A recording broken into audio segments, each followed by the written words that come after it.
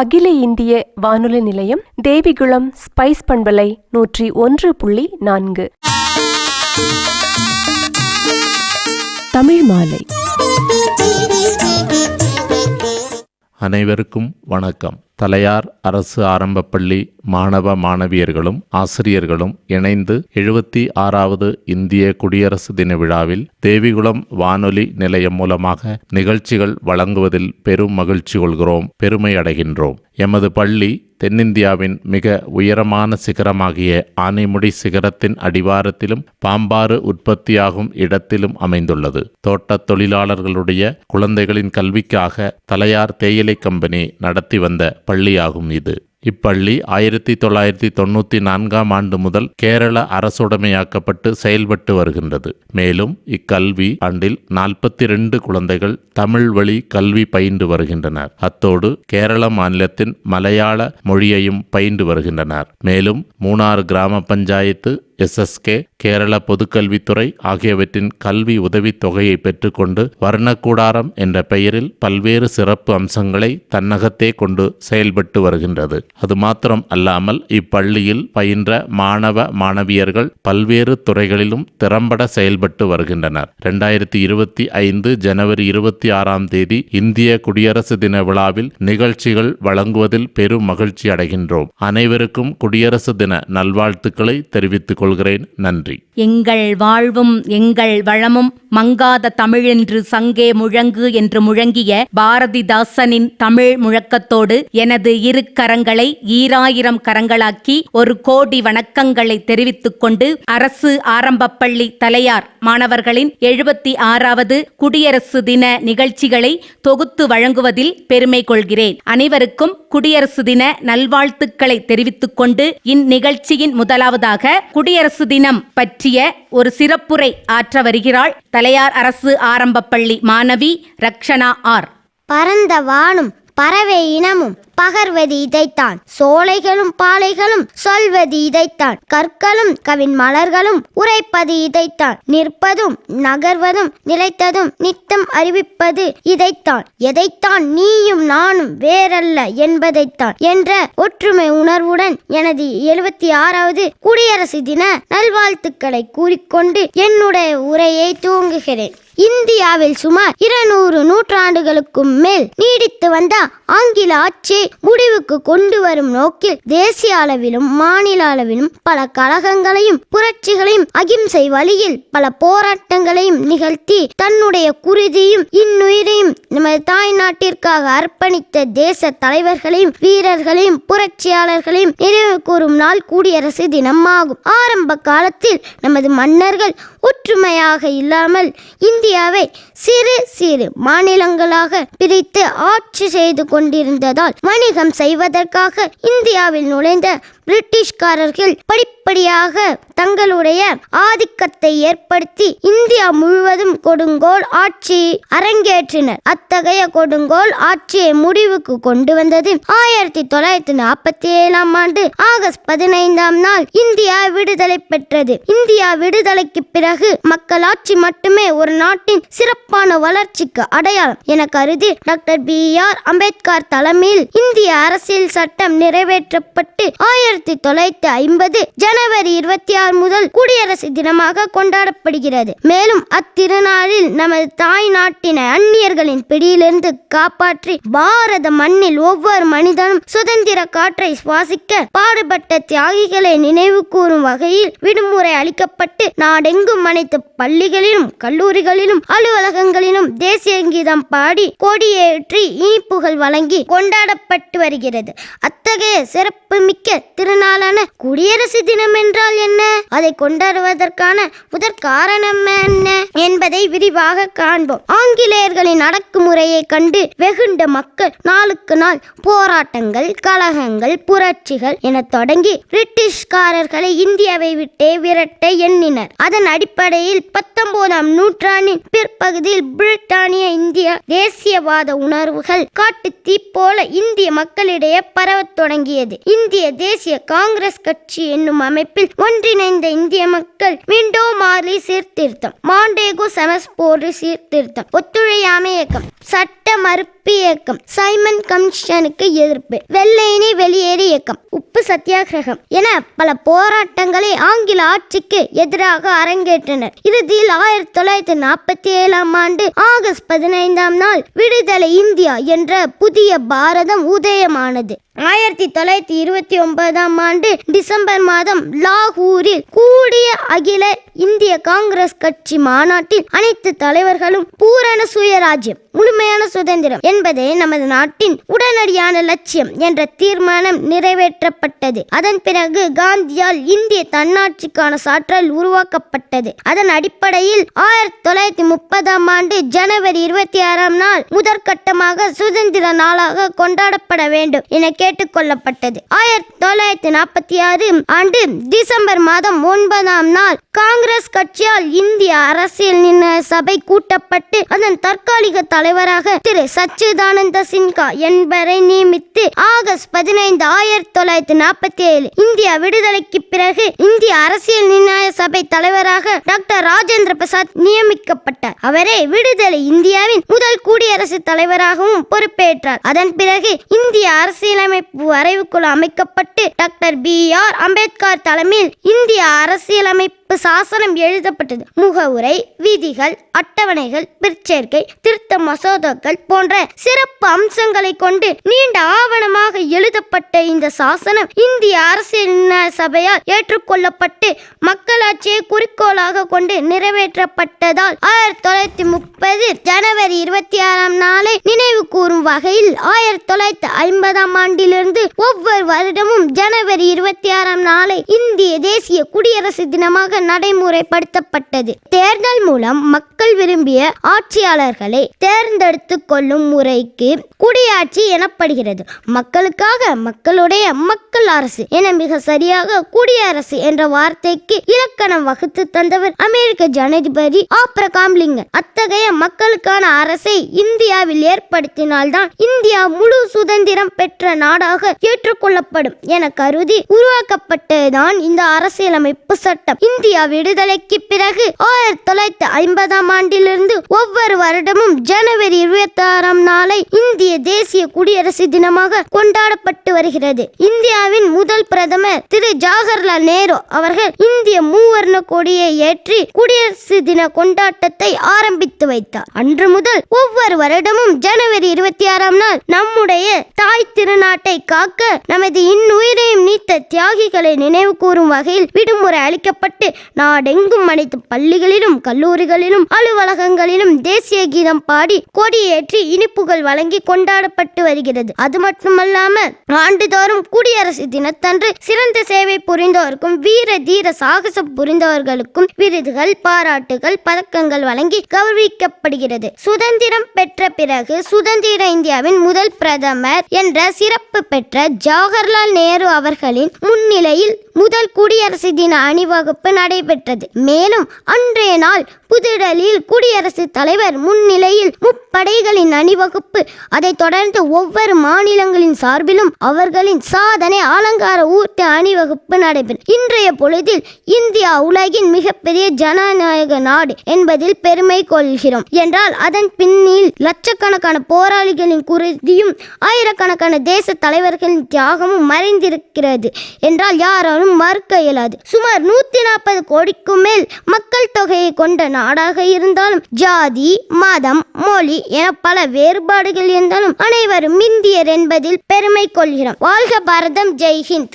நமது உடம்பில் ஐம்புலன்களும் வேறுபட்டு இருந்தாலும் இவை அனைத்தும் சேர்ந்தால்தானே உடம்பாகும். அதுபோலவே பல்வேறுபட்ட கலாச்சாரங்கள் உடைய நமது இந்திய நாட்டின் பெருமையை கவிதையாக பொழிய வருகிறார்கள் தலையார் அரசு ஆரம்பப் பள்ளி மாணவி நேகா வேல்முருகன். குடியரசு இந்திய பேரரசு ஜாதி, மத, இன, மொழி கடந்து ஒற்றுமையில் சிறந்து, ஜாதி, மத, இன, மொழி கடந்து ஒற்றுமையில் சிறந்து, மூவர்ண கொடியே நீ உயர்ந்து பாரதாயின் பாதம் பணிந்து, மூவர்ண கொடியே நீ உயர்ந்து பாரதாயின் பாதம் பணிந்து, தலைவர்களின் தியாகம் கலந்து விடுதலை பெற்றேன் தாய்நாடு, தலைவர்களின் தியாகம் கலந்து விடுதலை பெற்றேன் தாய்நாடு, வீரம் போற்றும் பாரத நாடு குடியரசான இந்திய நாடு வீரம் போற்றும் பாரத நாடு குடியரசான இந்திய நாடு உன் சாசத்தில் நுழைந்து நுயிரில் கலந்த என் தாய் திருநாடு உன் சாசத்தில் நுழைந்து நுயிரில் கலந்த என் தாய் திருநாடு பாரத தாயின் தனித்தன்மை நம்ம நாட்டில் இல்லை வறுமை பாரத தாயின் தனித்தன்மை நம்ம நாட்டில் இல்லை வறுமை எல்லாமே இங்கு செழுமை இயற்கையின் வளம் மறுமை எல்லாமே இங்கு செழுமை இயற்கையின் வளம் மறுமை இந்தியா என்பது இனிமை ஒற்றுமை என்பதே எங்கள் வலிமை இந்தியா என்பது இனிமை ஒற்றுமை என்பதே எங்கள் வலிமை இதுவே இந்திய நாட்டின் பெருமை நம் அனைவரும் ஒற்றுமையால் வாழ்வதே நம் கடமை இதுவே இந்திய நாட்டின் பெருமை நம் அனைவரும் ஒற்றுமையால் வாழ்வதே நம் கடமை நன்றி ஜெய்ஹிந்த். சிறப்புரையில் குடியரசின் சிறப்பையும் கவிதையில் நம் தாய் திருநாட்டின் பெருமையையும் மழலை மொழியில் கேட்டோம். இவ்வறிவை எங்கிருந்து பெற முடியும்?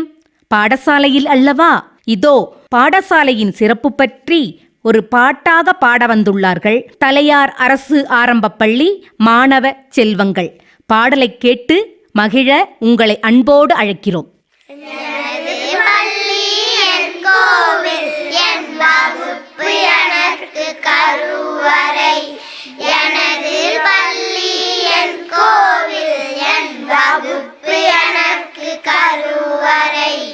எனது ஆசான் என் தெய்வம் புத்தகம் எனக்கு புனித நூல் கல்வி ஞானம் பெற்றிடவே தினமும் பள்ளிக்கு சென்றிடுவேன் கல்வி ஞானம் பெற்றிடவே தினமும் பள்ளிக்கு சென்றிடுவேன் எனது பள்ளி என் கோவில் என் வகுப்பு எனக்கு கருவறை எனது பள்ளி என் கோவில் என் வகுப்பு எனக்கு கருவறை எனது பள்ளியின் பெருமைகளை நன்றாய் படித்து உயர்த்திடுவேன் பட்டங்கள் பெற்று நாட்டினையும் நன்றாய் நானும் உயர்த்திடுவேன் பட்டங்கள் பெற்று நாட்டினையும் நன்றாய் நானும் உயர்த்திடுவேன் எனது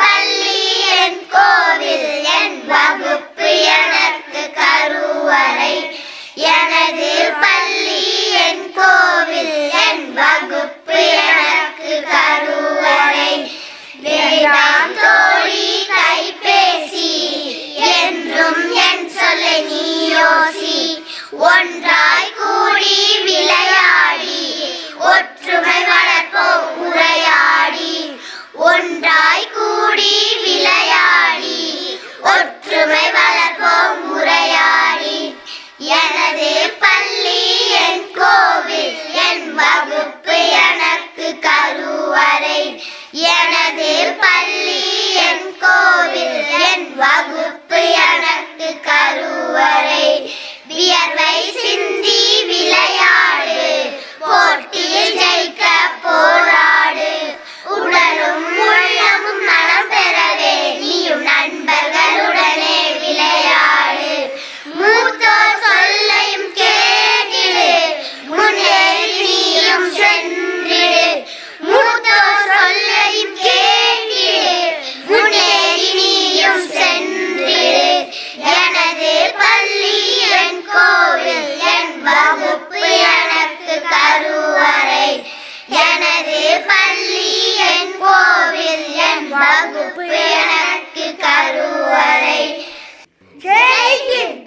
இன்று உலகத்தை நமது உள்ளங்கையில் கொண்டு வந்துள்ளது நவீன தகவல் தொழில்நுட்பம். இதன் உயிர் நாடியாகிய கைபேசியின் உபயோகத்தினால் ஏற்படும் குறைபாட்டை விளக்கும் விதமாக நாடக வடிவில் உங்கள் செவிகளுக்கு விருந்தளிக்க வருகிறார்கள் தலையார் அரசு ஆரம்பப்பள்ளி மாணவ மணிகள். அவர்களை அன்போடு அழைப்போமா? நாடகம் கைபேசியின் தீமைகளும் பாரம்பரிய விளையாட்டின் முக்கியத்துவமும். காட்சி 1. அப்புவின் வீடு. அம்மா அம்மா சொல்லுமா, உனக்கு என்ன வேணும்? எனக்கு கைபேசி கொடுப்பீர்களா? 10 நிமிடம் விளையாடிட்டு தருகிறேன். சரி, 10 நிமிடம் தான் தருவேன். சரி அம்மா. அப்பு அப்பு கைபேசியை கொடு. கொஞ்ச நேரம் விளையாடி தருகிறேன் அம்மா. முடியாது, 10 நிமிடம்னு சொல்லி 1 மணி நேரம் ஆச்சு. கொடு அதை. அம்மா கைபேசியை கொடுங்க. நான் தர மாட்டேன். அம்மா கைபேசியை கொடுங்க. இந்தா கொண்டு போ. ஐயோ கடவுளே, இவனை எப்படிதான் திருத்துறதுன்னே தெரியலையே.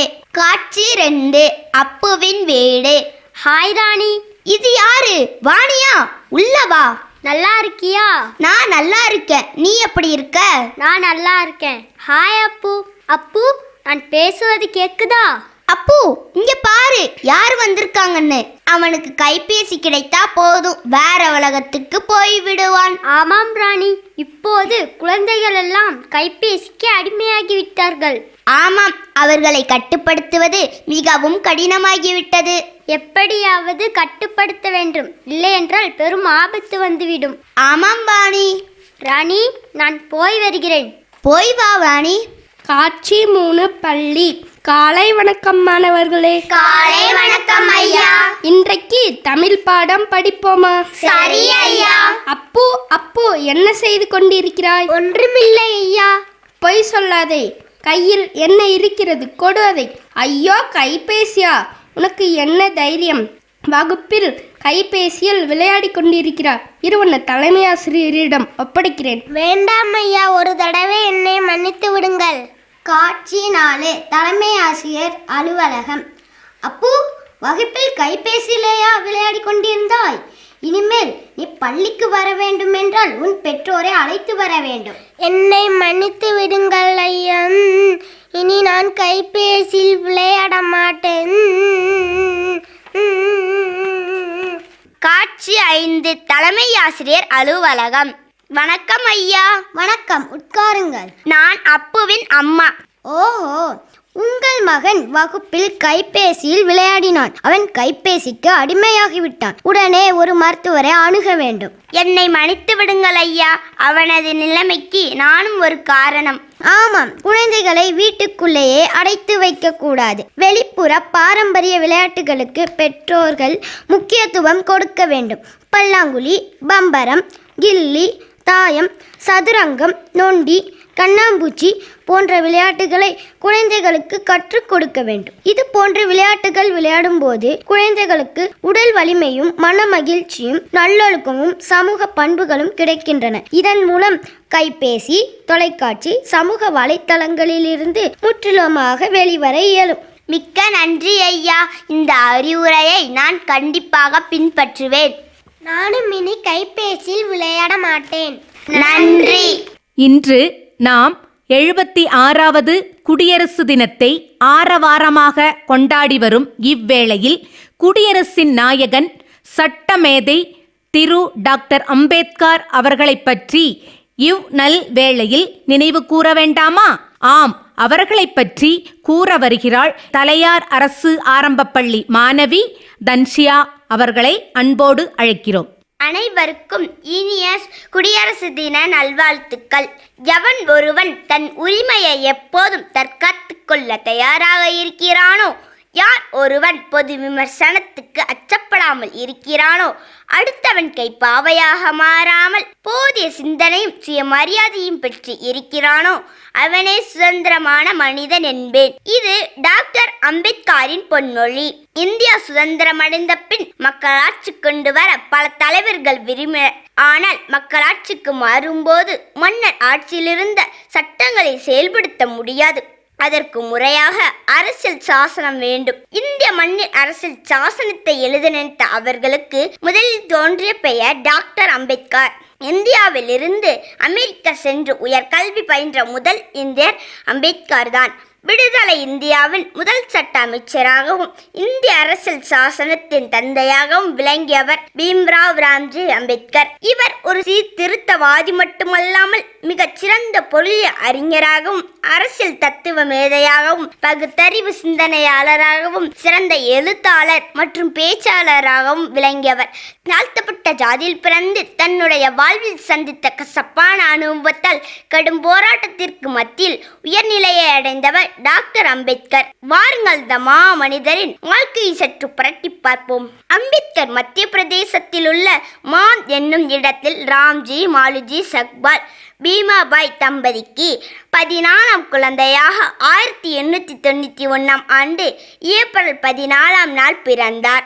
அம்பேத்கருக்கு அவருடைய பெற்றோரிட்ட பெயர் பீம்ராவ் ராம்ஜி. இவர்கள் மகர என்னும் தாழ்த்தப்பட்ட வகுப்பினை சேர்ந்தவர்களாக இருந்தனர். தாழ்த்தப்பட்ட பிரிவினை சேர்ந்தவர் என்பதால் சிறு வயது முதலே பள்ளிகளில் இவர் சந்தித்த இன்னல்கள் அதிகம் என்றே கூறலாம். பள்ளியில் இவர் மற்ற மாணவர்களுடன் அமரக்கூடாது, அவர்களுடன் பேசவோ விளையாடவோ கூடாது. அது மட்டுமின்றி நீர் அருந்தினால் கூட அவர்களுக்கென்று தனியாக வைக்கப்பட்ட பானையிலிருந்துதான் நீர் அருந்த வேண்டும். இவ்வளவு இன்னல்களையும் தொடர்ந்து தனது கல்விக்காக அனைத்தையும் தாங்கிக் கொண்டு தனது ஆரம்ப கல்வியினை முடித்தார்.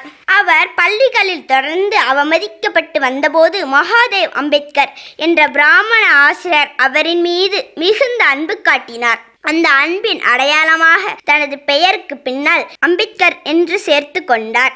அன்று முதல் அவர் பீமாராவ் ராம்ஜி அம்பேத்கர் ஆனார். பின்னாளில் அவரது முழு பெயரை கூறாமல் அவரை அனைவரும் டாக்டர் அம்பேத்கர் என்றே அழைக்க ஆரம்பித்தனர். 1904ஆம் ஆண்டு எல்பிஸ்டன் உயர்நிலை பள்ளியில் சேர்ந்து கல்வியை தொடர்ந்தார். குடும்பத்தில் மிகவும் வறுமை சூழ்ந்த நிலையிலும் கல்வியை விடாமல் தொடர்ந்த அவர் 1907ஆம் ஆண்டு உயர்நிலை பள்ளி மெட்ரிகுலேஷன் தேர்வில் வெற்றி பெற்றார். அப்போது தீண்டத்தகாத மாணவர் ஒருவர் தேர்ச்சி பெற்றது பெரும் சாதனையாக பார்க்கப்பட்டது. அதற்காக அம்பேத்கருக்கு பாராட்டு விழா நடத்தப்பட்டது. பிறகு பரோடா மன்னரின் உதவியுடன் மும்பை பல்கலைக்கழகத்தில் இளங்கலை படிப்பை தொடர்ந்த அவர் 1912இல் அரசியல் அறிவியல் மற்றும் பொருளாதார துறையில் இளங்கலை பட்டம் பெற்றார்.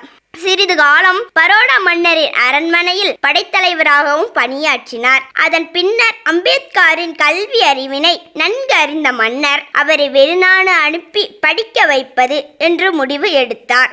பரோடா மன்னரின் உதவியுடன் அவர் முதுகலை படிப்பிற்காக கொலம்பியா பல்கலைக்கழகத்தில் சேர்ந்து படிக்க அமெரிக்கா சென்றார். உயர்கல்வி படிப்பிற்காக ஒரு இந்தியர் அமெரிக்கா பயணிப்பது இதுவே முதன்முறை. அங்கும் தனது சிறப்பான படிப்பை தொடர்ந்த அவர் அரசியல், பொருளாதாரம் மற்றும் சட்டம் போன்றவற்றில் முதுகலை பட்டம் பெற்றார். அங்கிருந்து மும்பைக்கு திரும்பிய அம்பேத்கர் மாணவர்களுக்கு பாடம் கற்பிக்க துவங்கியதுடன் பத்திரிகையாளர்கள் அறிவுரையை வழங்க ஒரு நிறுவனத்தையும் தொடங்கினார். இதில் பல வாடிக்கையாளர்கள் ஒரு தீண்டத்தகாதவனின் அறிவுரையை ஏற்க முடியாது என்று அவரிடம் வர மறுத்துவிட்டனர். 1921ஆம் ஆண்டு தொழில்முறை பொருளாதார அறிஞராக பணியாற்றியவாறே 3 புத்தகங்கள் வெளியிட்டார். 1923ஆம் ஆண்டு வழக்கறிஞர்கள் சங்கத்தில் சேர்க்கப்பட்டாலும் வாதிடும் தொழிலுக்கு தீண்டாமை ஒரு தடையாக இருந்தது.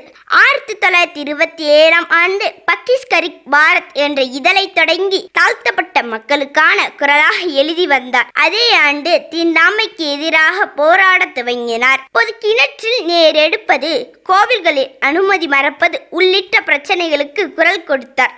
1930இல் லண்டனில் நடைபெற்ற வட்டமேசை மாநாட்டில் கலந்து கொள்வதற்காக புறப்படுகையில் மக்களுக்கு என்ன நியாயமாக கிடைக்க வேண்டுமோ அதற்காக போராடுவேன், அதே சமயத்தில் சுயராஜ்ய கோரிக்கையை முழு மனதுடன் ஆதரிப்பேன் என்று கூறி சென்றார். அந்த காலகட்டத்தில் இந்தியாவில் தாழ்த்தப்பட்ட மக்களுக்கான வாக்களிக்கும் உரிமை மறுக்கப்பட்டு இருந்தது. தாழ்த்தப்பட்டோருக்கு தனி வாக்குரிமை வழங்கப்பட வேண்டும் என டாக்டர் அம்பேத்கர் கடுமையாக வலியுறுத்தினார். 1935ஆம் ஆண்டு அரசு சட்டக் கல்லூரியில் முதல்வராக நியமிக்கப்பட்டார். இந்த பதவியில் இவர் 2 ஆண்டு காலம் இருந்தார். பின் சுதந்திர தொழிலாளர் கட்சியை நிறுவினார். இந்த கட்சி 1937ஆம் ஆண்டு மும்பை தேர்தலில் 14 இடங்களில் வென்றது. ஆகஸ்ட் 15, 1947ஆம் ஆண்டு இந்திய விடுதலை பெற்ற பிறகு காங்கிரஸ் அரசு அம்பேத்கரை சட்ட அமைச்சராக பதவி ஏற்றுக்கொள்ளும்படி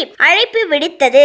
அதன் பேரில் விடுதலை பெற்ற இந்தியாவின் முதல் சட்ட அமைச்சராகவும் இந்திய அரசியல் சாசன சபையின் தலைவராகவும் பொறுப்பேற்றார். நவம்பர் 26, 1949ஆம் ஆண்டு அம்பேத்கர் தலைமையிலான இந்திய அரசியல் அமைப்பு சட்ட வரைவு குழு நாடாளுமன்றத்திடம் சட்ட வரைவை ஒப்படைத்தது.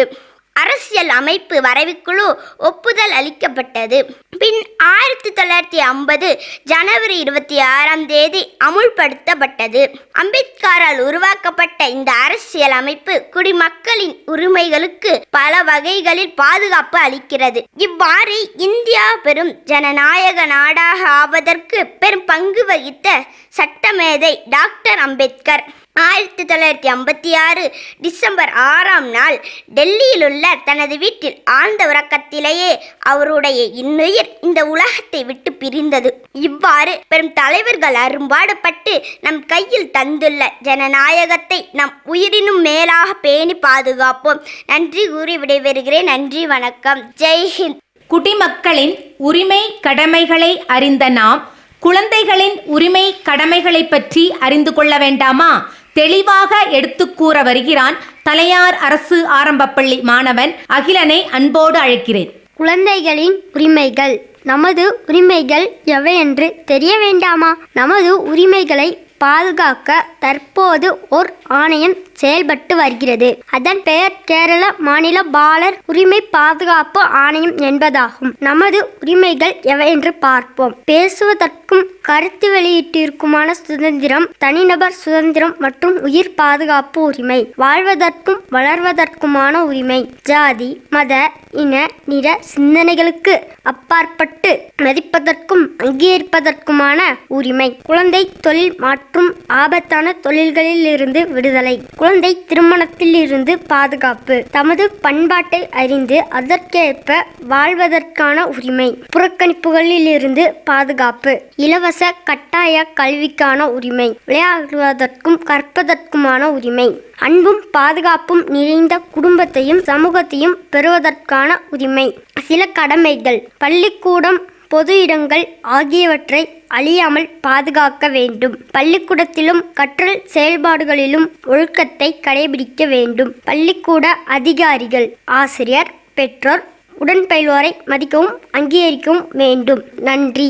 1947 ஆகஸ்ட் 15 சுதந்திரம் அடைந்தது நாம் அனைவரும் அறிந்ததே. ஆனால் சுதந்திரம் கிடைப்பதற்கு பல ஆண்டுகளுக்கு முன்பே சுதந்திரம் பற்றி பாடிவிட்டார் முண்டாசு கவிஞர் பாரதியார். அவரது விடுதலை வேட்கையை பாடலாக பாடியதை உங்கள் செவிகளுக்கு விருந்தாக மழலை மொழியில் கேட்டு ரசிப்போம். விடுதலை என்ற பாடலை பாட தலையார் அரசு ஆரம்பப்பள்ளி மாணவ செல்வங்களை அன்போடு அழைக்கின்றேன். விடுதலை, விடுதலை, விடுதலை, விடுதலை, விடுதலை, விடுதலை, பறையருக்கும் இங்கு தீய புலையருக்கும் விடுதலை, பறையருக்கும் இங்கு தீய புலையருக்கும் விடுதலை, பரவரோடு குறவருக்கும் மறவருக்கும் விடுதலை, விடுதலை, விடுதலை, விடுதலை, விடுதலை, விடுதலை, விடுதலை, திறமை கொண்ட தீமையற்ற தொழில் புரிந்த யாவரும், திறமை கொண்ட தீமையற்ற தொழில் புரிந்த யாவரும், தேர்ந்த கல்வி ஞானமேது வாழ்வம் இந்த நாட்டிலே, தேர்ந்த கல்வி ஞானமேது வாழ்வம் இந்த நாட்டிலே, விடுதலை, விடுதலை, விடுதலை, விடுதலை, விடுதலை, விடுதலை, ஏழை என்றும் அடிமை என்றும் எவனும் இல்லை ஜாதியில், ஏழை என்றும் அடிமை என்றும் எவனும் இல்லை ஜாதியில், இழிவு கொண்ட மதிர் என்பது இந்தியாவில் இல்லையே, இழிவு கொண்ட மதிர் என்பது இந்தியாவில் இல்லையே, விடுதலை, விடுதலை, விடுதலை, விடுதலை, விடுதலை, விடுதலை. தமிழ் மாலை நேயர்கள் அனைவருக்கும் குடியரசு தின வாழ்த்துக்கள். இன்றைய தமிழ் மாலை நிகழ்ச்சியில் நேயர்கள் இதுவரை கேட்டு ரசித்தது தலையார் அரசு ஆரம்பப்பள்ளி மாணவ செல்வங்கள் வழங்கிய குடியரசு தின நிகழ்ச்சி தொகுப்பாகும். நன்றி, வணக்கம், ஜெய்ஹிந்த். இன்றைய தமிழ் மாலை நிகழ்ச்சிகள் இத்துடன் நிறைவடைகின்றது. நிகழ்ச்சி தயாரிப்பு மேத்யூ ஜோசப். நிகழ்ச்சி தயாரிப்பில் உதவி ஸ்டார்வின்.